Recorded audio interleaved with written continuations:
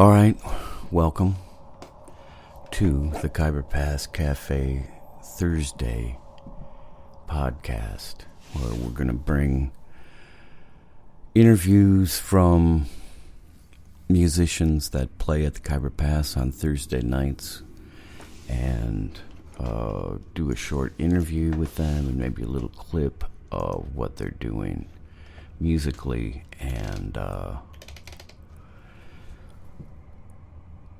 we focus on bringing improvised live music into a dedicated setting with people coming to really listen. And as always, we're brought to you by the Khyber Pass Cafe, located on Grand Avenue, St. Paul, Minnesota. And Afghan cuisine, sublime vibrations, and the best improvisational sound that we can locate. So tonight I was lucky enough to we hosted Fat Kid Wednesdays trio of J.T. Bates on drums, Adam Lins on bass, and Michael Lewis on saxophone. And I got to talk to him after 2 sets and just talk about where he comes from and what he thinks about in what's happening inside his horn and inside of him to produce what he does produce in that vehicle. So, without too much hesitation, we're gonna just go right into that. I'll start with a short clip of the live performance and then get right to the interview. I hope that you can enjoy it. Thanks.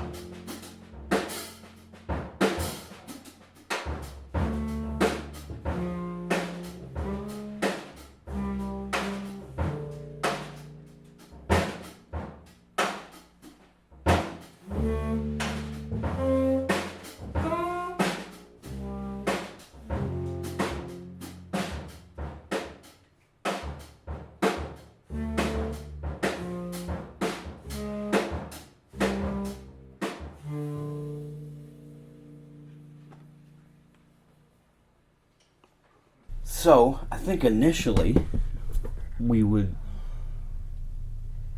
just talk about how you just played here at the Khyber. At the Khyber Pass Cafe, and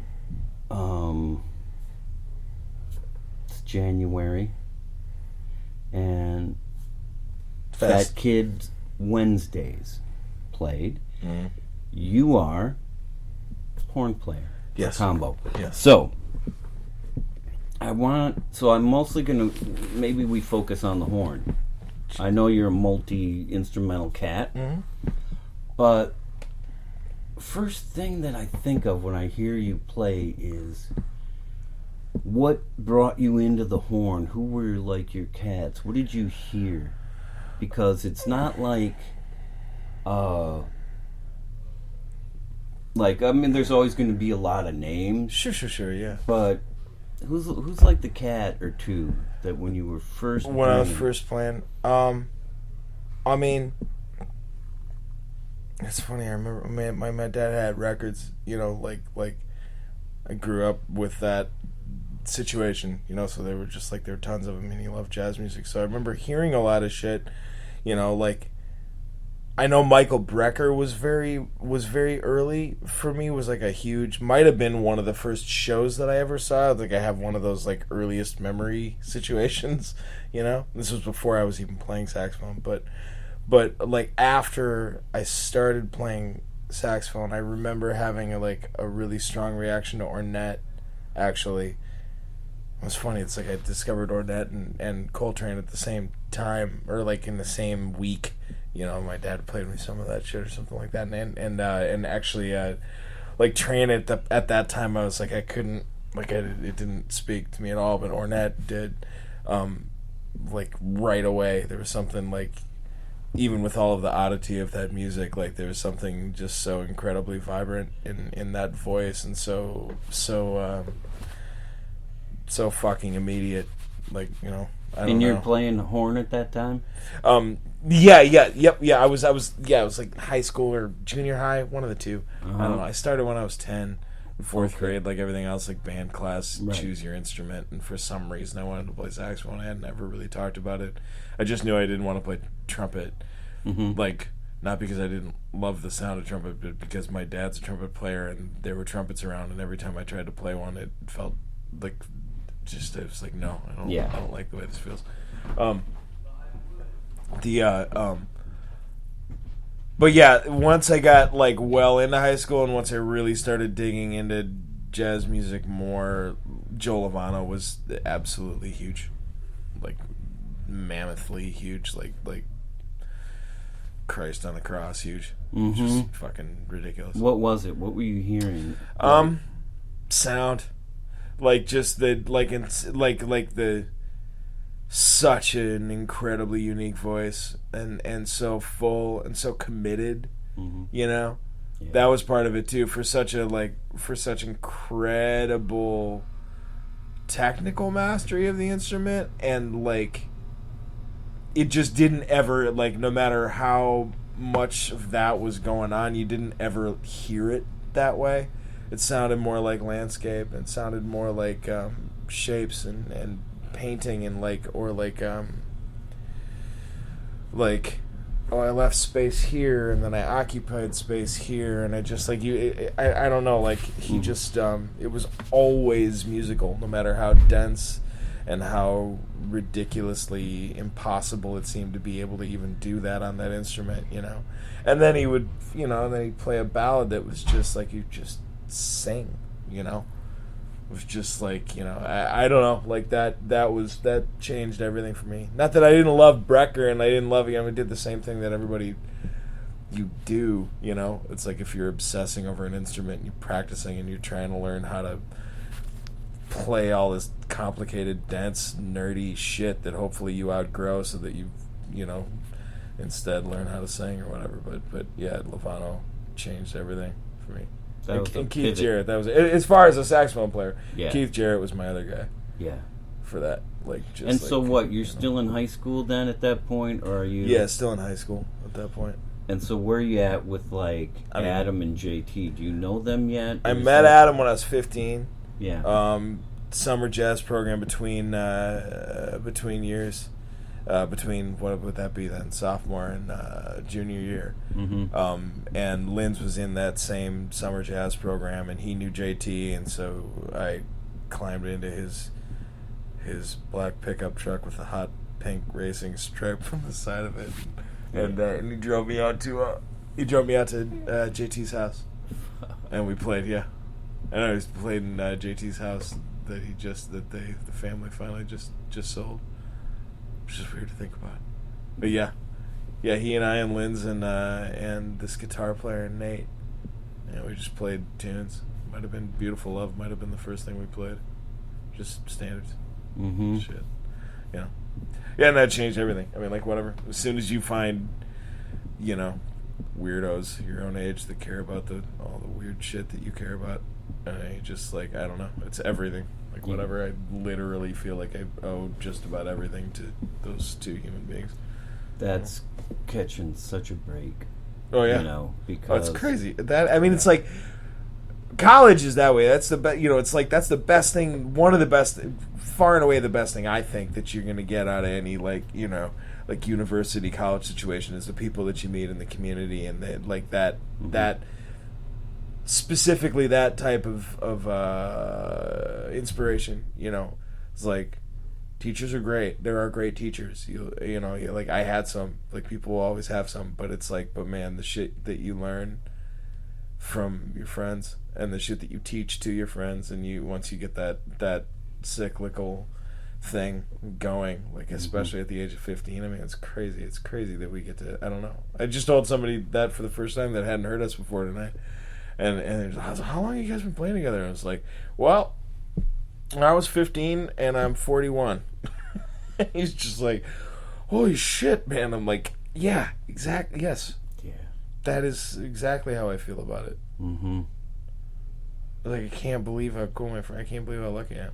I can't believe how cool my friend. So for the three of you, then, it was kind of sort of your first serious combo? Did it feel like that, or did it feel like fucking around at first? Or all the things. I mean, like, it was mainly just like finding tunes that we all knew, and then like the incredible novelty of like we're playing these songs, in a jazz, like in a small group, in like a quartet or a trio or like whatever, And it's like that moment where you're like, holy shit, we can do it. We're doing it, And I remember we booked a gig at the Northwood Stage in Camp Snoopy, which is now like the Nickelodeon Park or whatever the hell it is in the Mall of America. I don't know, whatever. But yeah, man, we just started, like, it's funny, the dominoes just fall, like, like whatever, like you expect, you just like. There's that awesome part of being that young. You're still that young all the way through your 20s too, where you just like, it's just magically, like you wouldn't ever question. You know what I mean? You wouldn't question what you're just doing. You're just doing it. Like, okay, let's do this. Holy shit! I mean, I remember Linz and I getting together at the first place that he had that wasn't his parents' place, and we used to like. 2 or 3 times a week I'd just go over there and we'd just write out Mingus tunes and just obsess over these different, like, like we had this one book that had them sort of right, and then we would get obsessing with these other recordings and like write those out, and it's just like, you don't even realize how much work you're doing at that age. You're just doing it like you wouldn't even think of not, like you're there's no question mark. Yeah. It's so great. Yeah. I don't know. I miss that. I could use some of that. That's a beautiful spot to be in. Yeah. And you're lucky to feel it.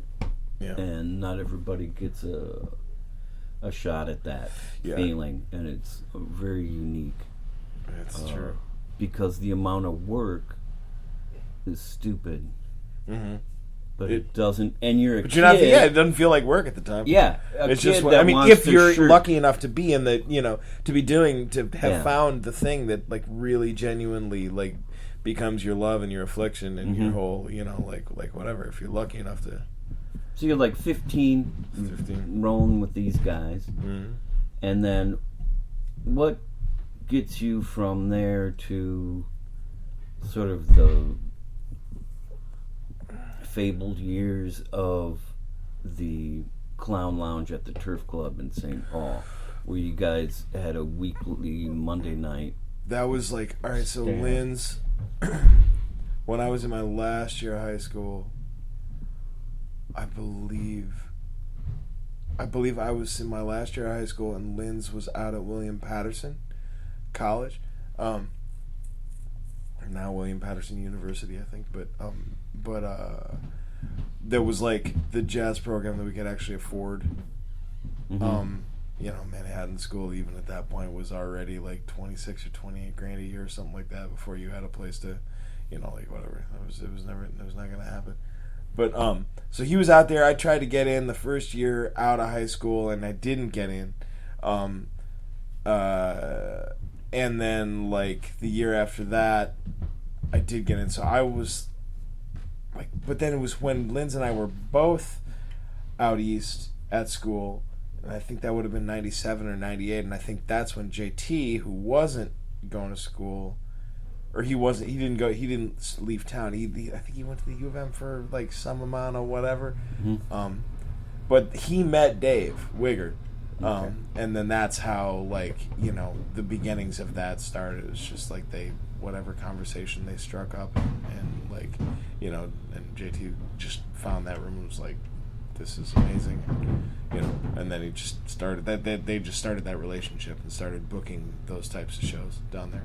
So then, but the point at which I only went to William Patterson for 1 year. Lynn's stuck around and finished his degree and whatever. But by the time I came back, like JT kind of already had it in full swing, So then there was a place for us to land right away as soon as we got back. So it was you and JT. It was it was mostly like at that Adam point. Lentz was still finishing. Well, yeah, he finished. Yeah, and then JT and I actually went out and played his senior recital, and did that. And then like when Lentz came back, then then we started playing down there all the time. Mm-hmm. And it was by no means, this is like, we weren't like the Fringe where we're like literally doing every single Monday for like for fucking however long, but we did a lot of them, Mm-hmm. and it was just, I mean, it was better than that in a way, because it wasn't just us. It was like this whole scene. Mm-hmm. I don't know, like I owe probably a lot of any success I've had in like career wise to that, because it's like I was a good musician, and I was like had good instincts as far as that was concerned, but I was also like a complete weirdo only child who had no idea how to conduct himself socially. So it's like the Clown Lounge ended up being like, that was like one of the heaviest schools I went to as far as that, just like finally having a place that actually felt comfortable, that like I got to be comfortable in, and then like met a lot of people and learned just sociologically, How to be okay, yeah, and how to meet other people where they live, and like like all that. I remember being a Twin Cities person and being a bit of a jazz bowhead,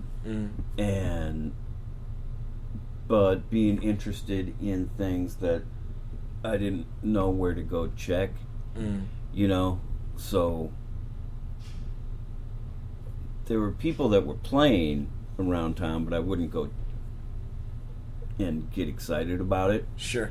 But then somebody mentioned to me that you guys were down in the basement of that club, and I remember going down, and it was like fucking Misfit Island, man. It was so right.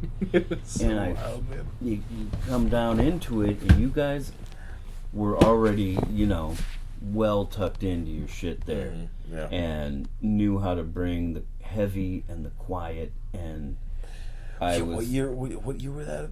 Was that like early 2000s or something like that? I'm not a good year. Yeah, guy. I'm not good linear time. It's not my strong suit either. Yeah, but I just remember it was, for me, like, oh fuck.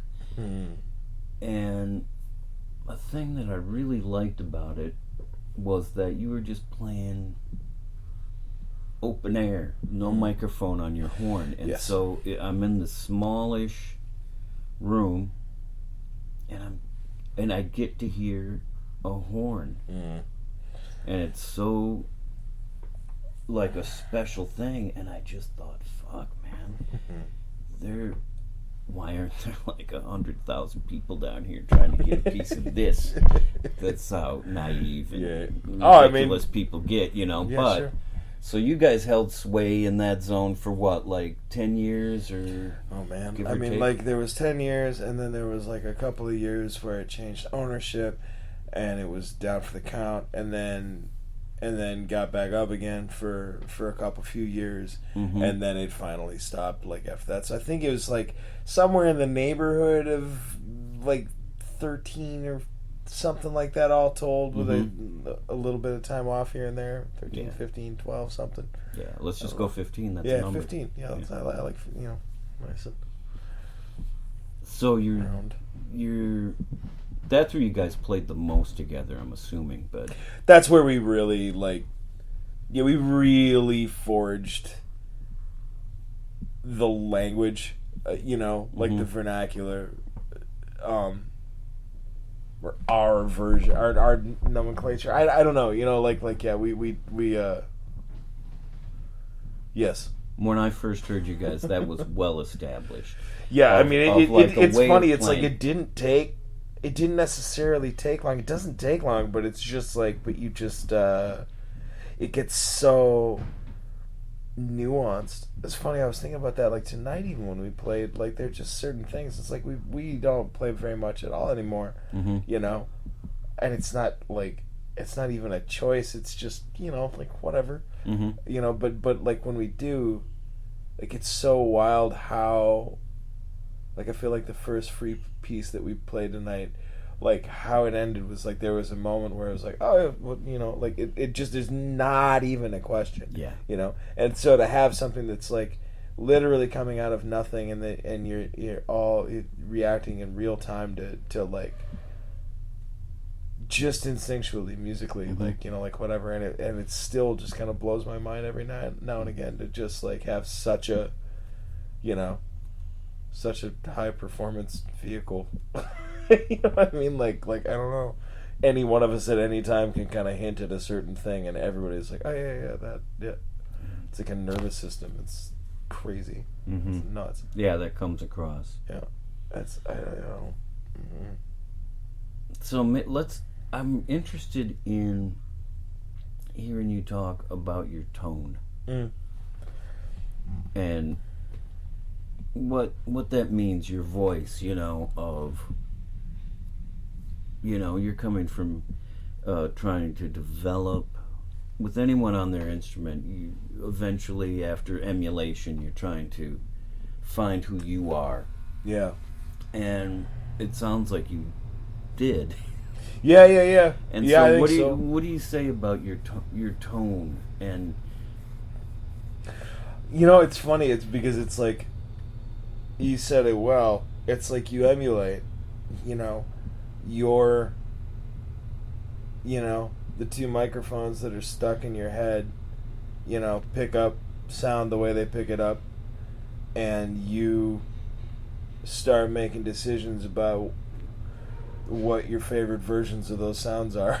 Yeah. You know, like no matter what they are, you know, like whether it's genres of music or, you know, like whatever, you know, or it's specifically, you know, like whatever. And so all that, whatever I liked about that, and I definitely always, my favorite sounds were these like just round, these like spherical tones, not like this pushy, like, not that it's not cool, like it's like I could appreciate, like it's weird, it's making it like, maybe because I just thought of or just talked about it, but it's making me think about like something about Train, you know, like, and Ornette, like, because at that point it's like, whatever, I didn't know a lot about free avant-garde, and I didn't know anything about Coltrane and like his whole travel throughout music, and how he, you know, like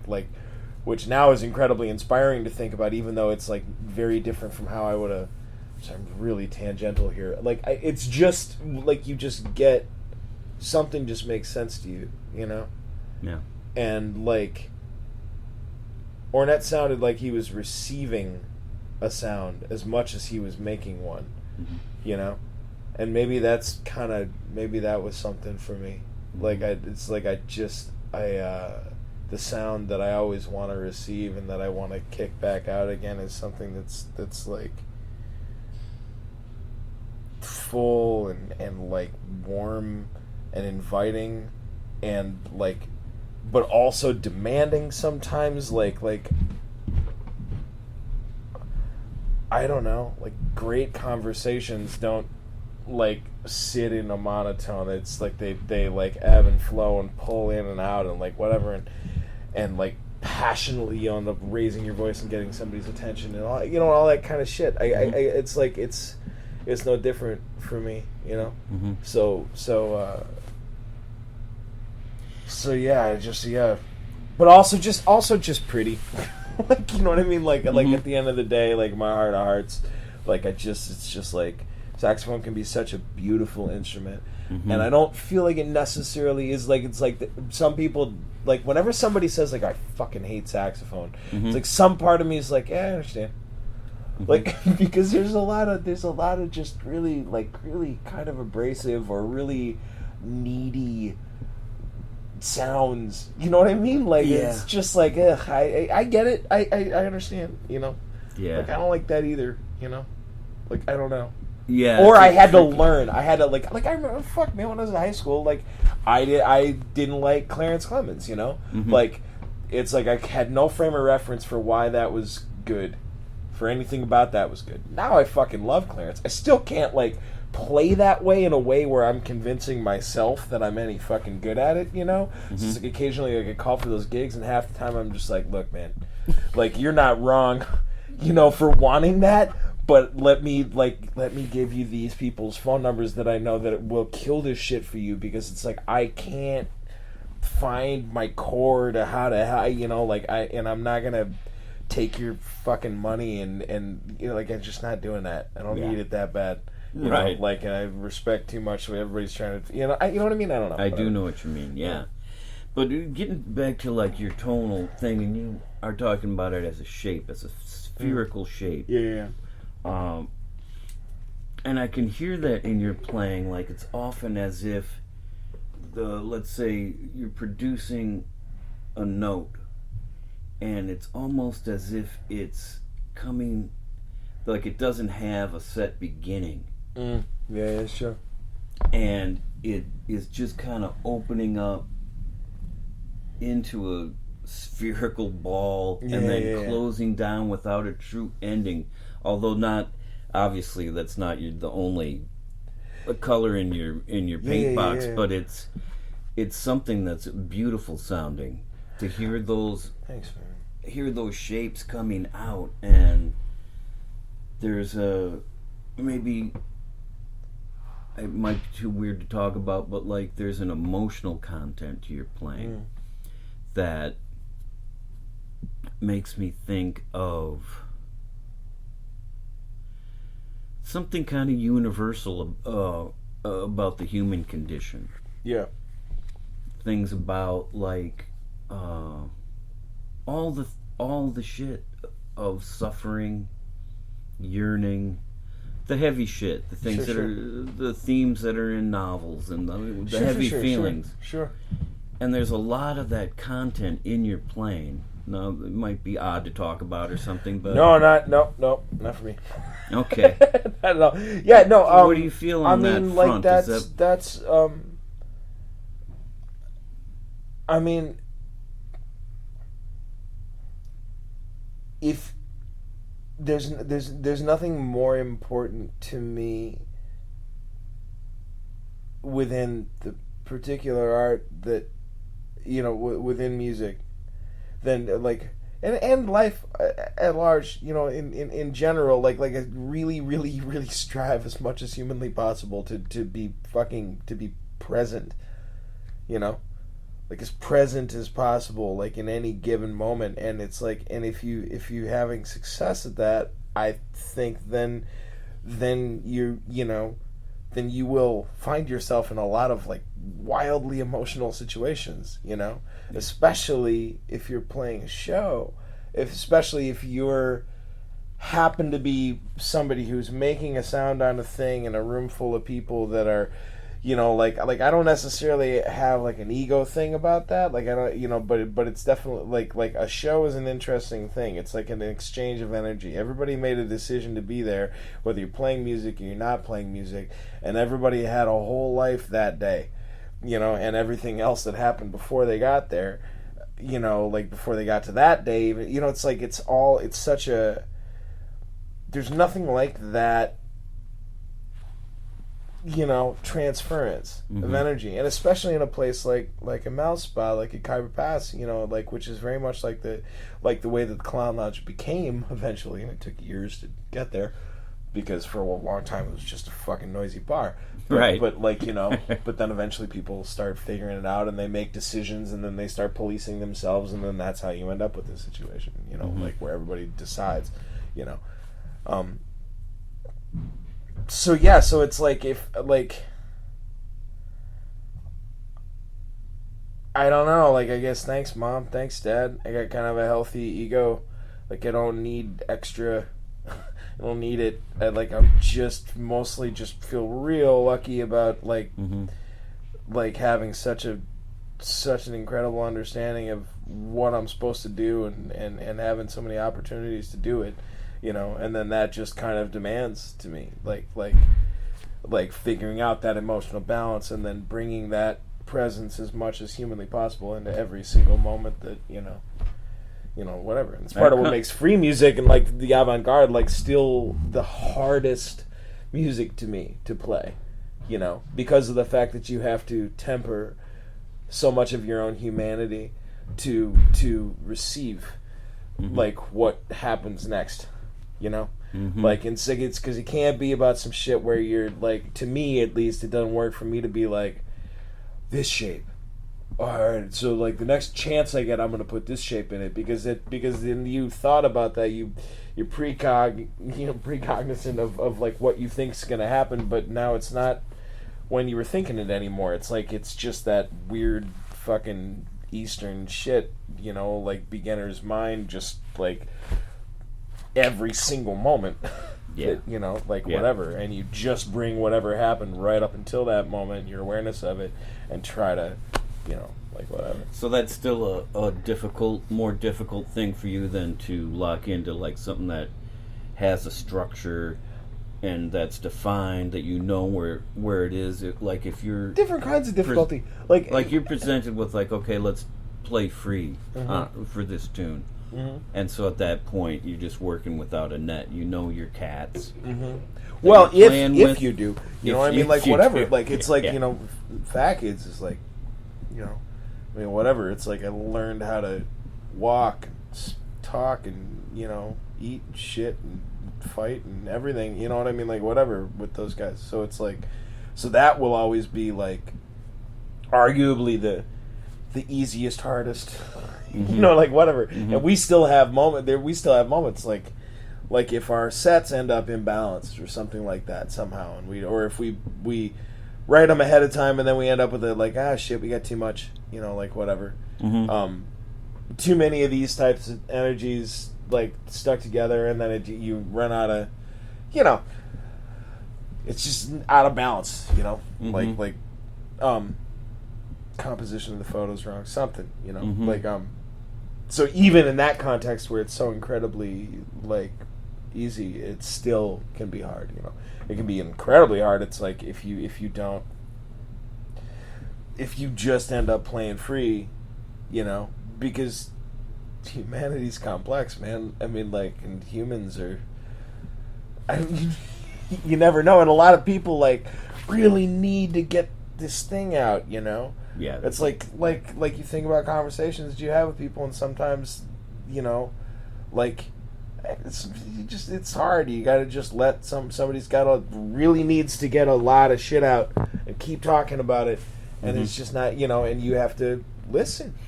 Yeah, you know, you kind of shut the fuck up and you know what I mean? Like, and at a certain point, that person's probably repeating themselves. Not that I'm doing that right now at all, or anything. Not that I'm ever long-winded, Paul. No, don't I haven't shut heard up. that out of you. Right. So then, I don't know. that kind of takes us through like to tonight and the show that we had here tonight, which was 2 separate seatings for you guys, and maybe just a little bit touch on like where do things, and I'm focusing on the horn. I know you've done tons of work, bass work, and have been able to really sustain a musician's life through being able to do that more than with a horn. Well, damn sure helps. Yeah, artistically and just professionally, financially. Yeah, both things, but yeah. So not to discount that, but No, just not at all, focusing on this. So where would you see? Maybe you don't think this way, but as a musician that's continually developing and hearing things that spark an interest, and working with in this combo that has such a history going back, where would you like to see it head, or do you like where it's at, or is it a moving thing still, or I mean, like, I don't care at this point. I don't care what happens, like, so long as it still just happens. Like, we put out, we didn't put out a lot of records, but we've done, we've put out records on labels and like toured Europe and done a small amount of the things that people do that are in our wheelhouse, like on a very low, I mean, it's like they're wildly more successful versions of like what I'm talking about than what we did, but we did enough of it to and that's great. If that happens again at some point, it, like, whatever, cool. If it doesn't, that's also fine. It's like, we've had moments of struggle, just like you do in any like long-standing relationship. Like, we've had pretty difficult moments. And periods of non-activity that have been a direct result of those difficulties. And so to have it coming back around now, like in a natural way, where we're older and calmer and. Like I don't know, able to meet each other again, and like it's just, it all kind of feels like a gift. So I just kind of want to show up for it. What I mean? Like and then wherever it goes. That's kind of like pretty close to how, like, at the Kyber, how we feel about it is like to give you guys a place that feels good. Oh man, to be yourselves and to continue to play out.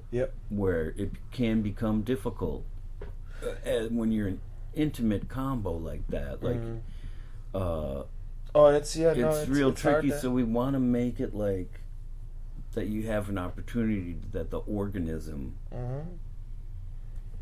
gets a chance to breathe a little bit. It's like, no, I mean, it's a hell of a lightning rod, man. I mean, and it's like much more than just us. I mean, it's like that's what was magic about the Clown Lounge, and that's what it feels so fucking great here, is just that possibility. And it's, I don't know, more often than not, those possibilities are always end up being in smaller places. Maybe that actually also mirrors the other. Maybe that mirrors humanity also, It's like, as soon as there's too many people, shit starts getting kind of fucked up, It's like, it's easy to take that in a political direction too, but I mean, like, I don't know. That's not to that's not to say you shouldn't strive for being able to pull that off in larger spaces too, and not to say it never happens, but it is kind of magical here right now, and it also just sounds good, and it's like comfortable to hang out, and people just like whatever, it just works, man. Yeah, it does. It really works well for you guys, and I think we'll wrap it up then. Yeah. Because thanks for being Absolutely, man. part of what hopefully will be a nice collection of interviews with with absolutely. the cast. I love it, man. It's a great. Oh shit, sir. It's all right. It's a great fucking thing. Yeah, All right, that's cool. Mike Good Lewis. We'll sign off, Paul and Metzger. we'll Love see you you dearly. out there. Yeah, there we had it. Michael Lewis, saxophonist, playing with Fat Kid Wednesdays at the Khyber Pass Cafe, Thursday night music series. I'm your host, Paul Metzger, and as always, brought to you by the Khyber Pass Cafe, authentic food from Afghanistan. A tour of the sizzling kebabs and piquant chutneys of Afghan cuisine, located on Grand Avenue in St. Paul, Minnesota. This and other podcasts can be found at the Khyber Pass website. That's KhyberPassCafe.com. KhyberPassCafe.com. And thank you very much. Hope you can tune back in.